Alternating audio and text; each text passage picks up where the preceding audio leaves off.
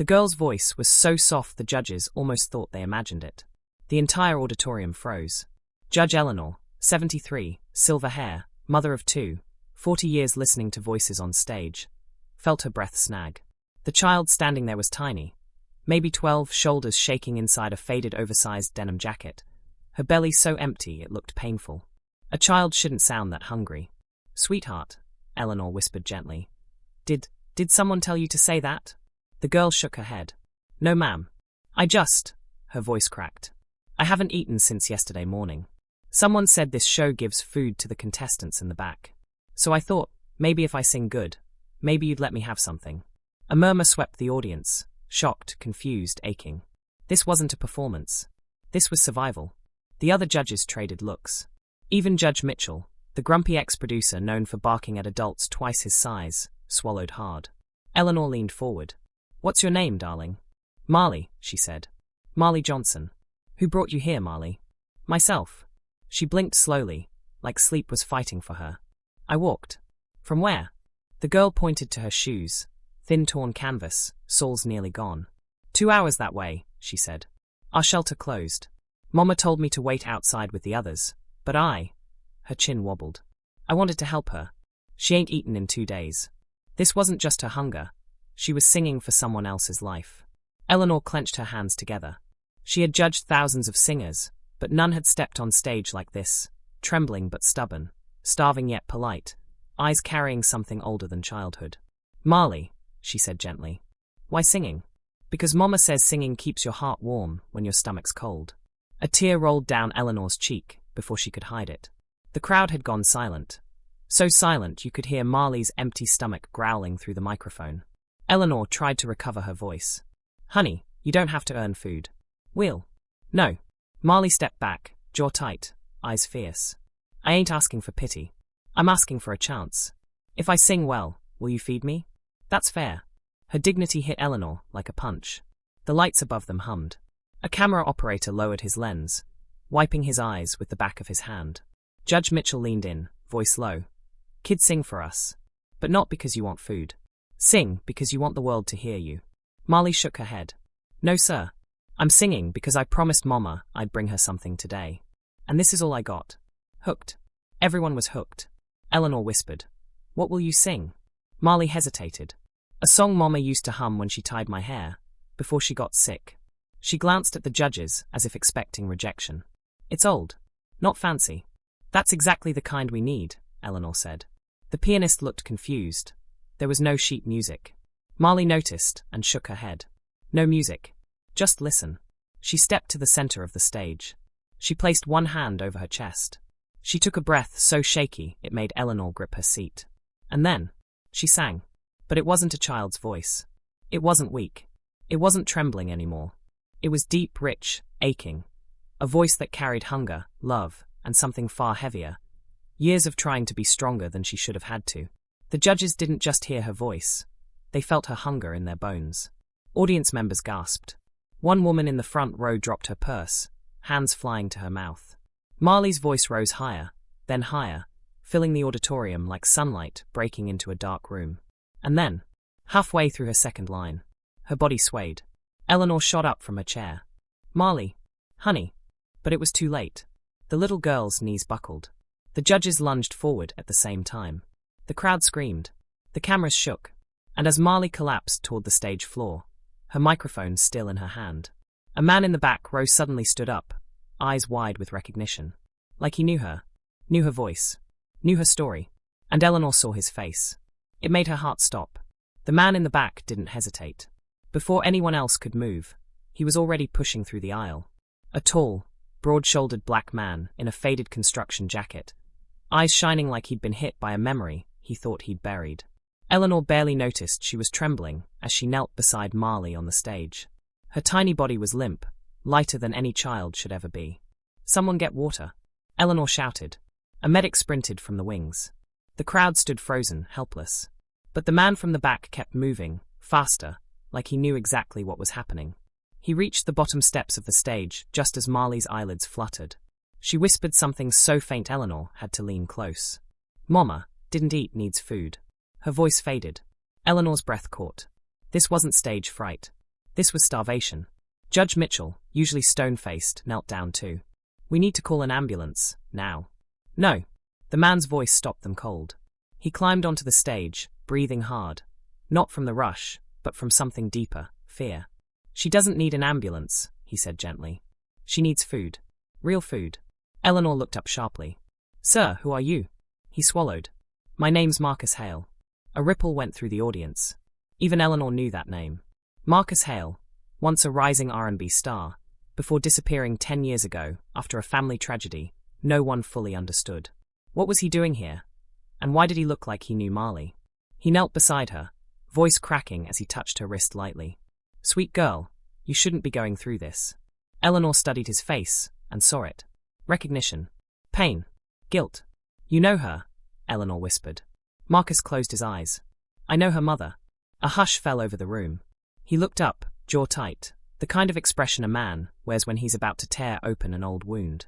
Her mother, Leona, was the best backup singer I ever worked with, he said. She saved my voice more times than I can count. When her husband left, I promised I'd help her. Promised. He clenched his fist. But I was too busy saving myself. The truth hit him too late. Suddenly Marlee's fingers twitched. Her eyes half opened, unfocused. Mister, she whispered, barely audible. Did I sing okay? Marcus's breath broke. Eleanor saw his eyes fill. You sang like your mama, baby, he said. You sang perfect. Marlee blinked slowly. Can I have something to eat now? Eleanor felt tears rise behind her eyes. Judge Mitchell turned away to hide his face. Marcus looked at the medic. Is there food backstage? There's fruit. Granola bars. Water. Bring everything, Marcus ordered. Now. The medic sprinted off. Marcus lifted Marlee carefully, so gently Eleanor's chest tightened, and carried her to a chair at the side of the stage. She rested her head against his shoulder, exhausted. Eleanor stood beside them. Marcus, when did you last see her mother? His jaw tensed. A year ago, he said. She asked me for help. He stopped. That was the last time. Eleanor felt something shift. Regret clung to him like shadow. This wasn't just a reunion. This was a man facing the one promise he broke. The medic rushed in with a tray of food. Marcus helped Marlee sip water first. Her hands trembled too much to hold the cup. Slow, he whispered. You'll get sick if you rush. Marlee tried to smile. Mama always says that. Eleanor touched Marcus's arm. Marcus, where is her mother now? He exhaled slowly. She's in the old South Street shelter. It shut down last week. His voice dropped. I didn't know. Marlee tugged weakly at his sleeve. Mama's sick again. She said don't tell nobody.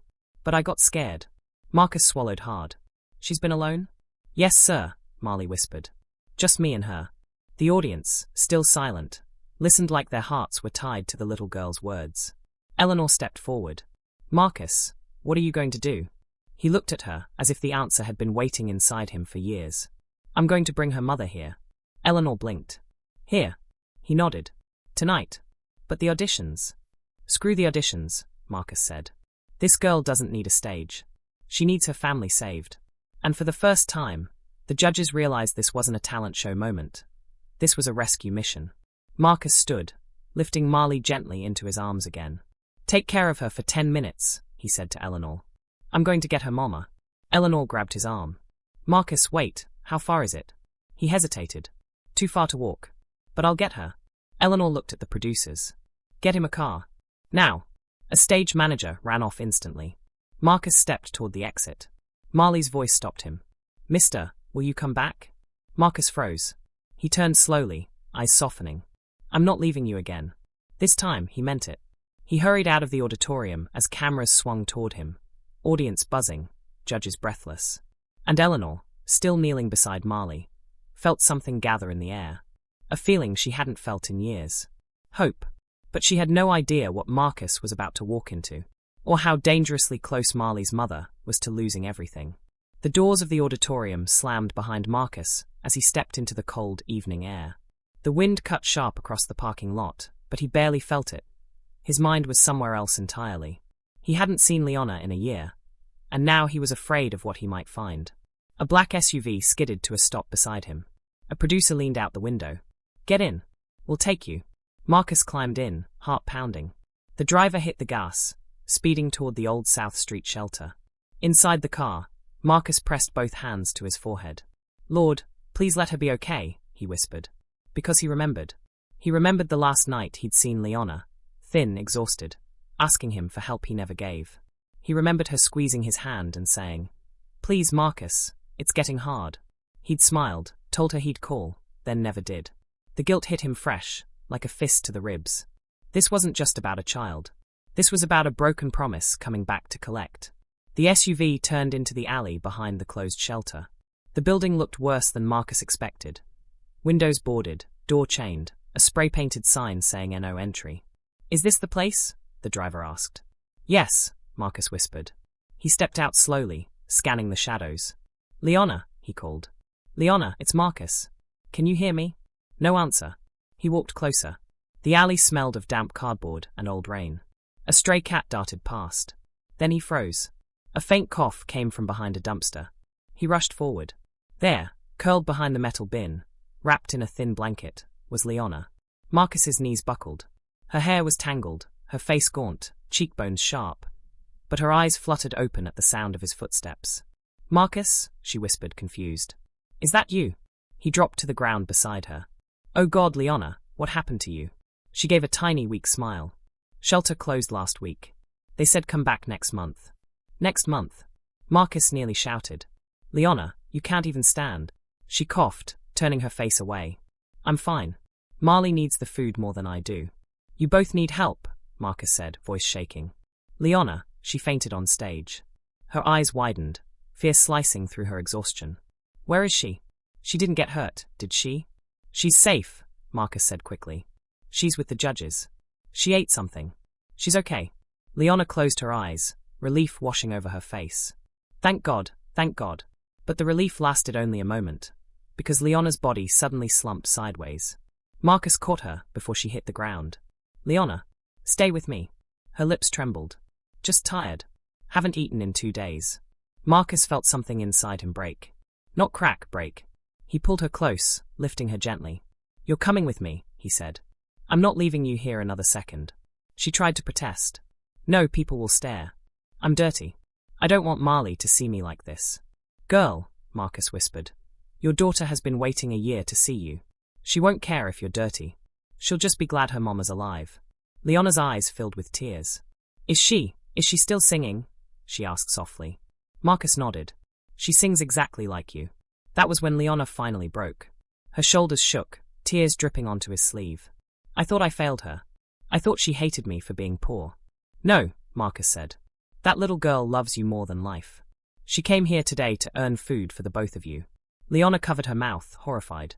She asked people for food? She asked to sing for food, Marcus corrected gently. And she nearly won, until she fainted. Leona sobbed harder. Marcus stood, lifting her carefully in his arms. She weighed so little he felt his throat tighten. He'd never forgive himself if he lost her now. The SUV door opened from inside. Put her in, hurry, the producer shouted. Marcus climbed in with her, holding her upright as the car peeled away, racing back toward the auditorium.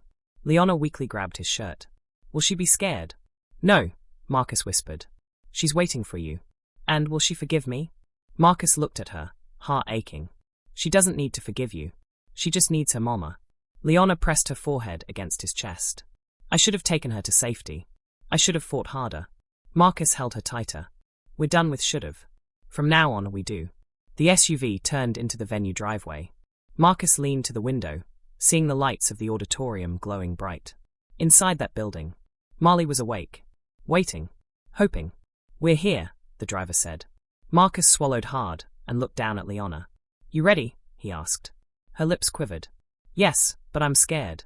He brushed her cheek with his thumb. Don't be. Your daughter loves you. But neither of them knew what was happening inside the building at that very moment.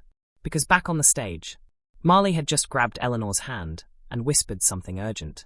Miss, please don't tell Mama I fainted. It'll break her heart. And then she added, voice trembling. Is Mr. Marcus coming back? Mama said, he never keeps his promises. Eleanor froze. Marcus burst through the double doors 5 seconds later. And in that instant, everything in the room changed. The double doors slammed open, so hard the sound echoed across the auditorium. Every head turned. Marlee's eyes lifted first, small, tired, still pale from fainting, but alert enough to recognize the silhouette in the doorway. Her lips parted. "Mr.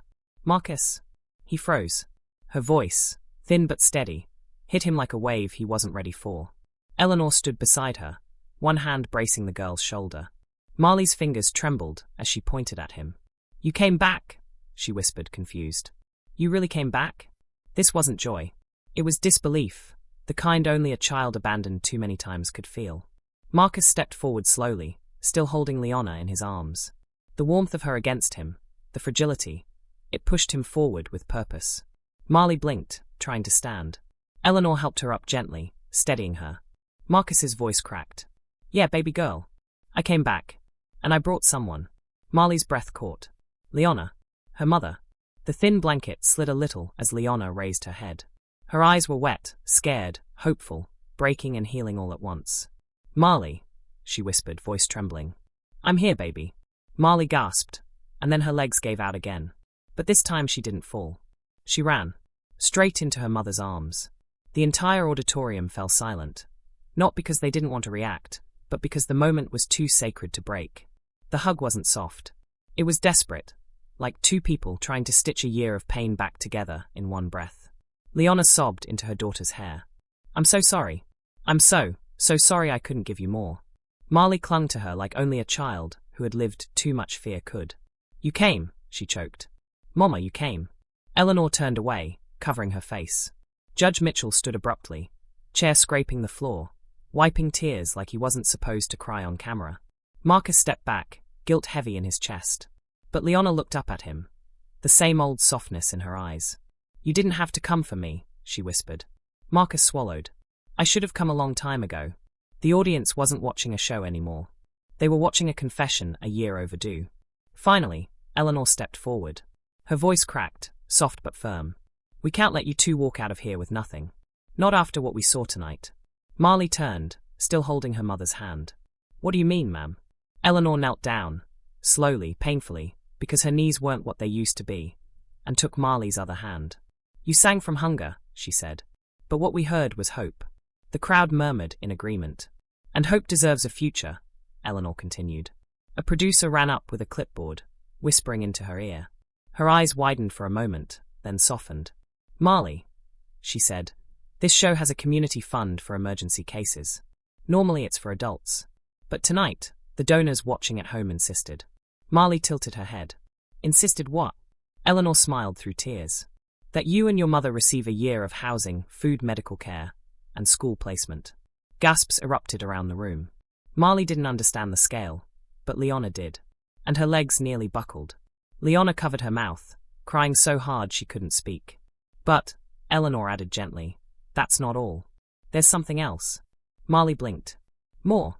"Yes," Eleanor whispered. "They want you to come back next week and sing again. Not because you're hungry, but because you are gifted." The crowd burst into applause. Marlee turned to her mother, eyes shining for the first time in months. "Mama, they want me?" Leona took her daughter's face in both hands. "Baby, they always would have wanted you. You just needed someone to hear you."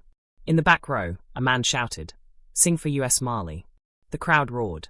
But Marlee shook her head, turning toward the woman who mattered most. "Mama," she asked softly, "can I sing, just for you first?" Leona nodded, tears streaming. "Yes, baby. Sing for me." Marlee stepped close to her mother, placed her small hand over Leona's heart, and began humming the same melody she'd sung on stage. But now she wasn't shaking. She wasn't starving. She wasn't singing for survival. She was singing from love. And her mother sang the harmony, weak but beautiful. The judges cried openly. The audience lit up the room with their phones. Even the cameras trembled, because the operator's hands were shaking. When the last note faded, Marlee leaned her forehead against her mother's. "Did I do good, Mama?" Leona whispered, "You saved us." Marcus stepped closer, voice low. "You two won't be alone again. I promise." Marlee looked up at him with a small smile. "Are you sure you can keep a promise now?" Marcus nodded, tears slipping down. "Yeah, I owe you more than one." Eleanor approached the family, placing a hand on each of their shoulders. "This world breaks people," she said quietly. "But tonight, you three showed it how to heal." The cameras zoomed in, not on drama, not on spectacle, but on the smallest thing. Marlee's hand holding her mother's. In that moment, The entire auditorium knew. This wasn't a performance. This was a family finding its way home. And for the first time in a long time, Marlee wasn't hungry anymore.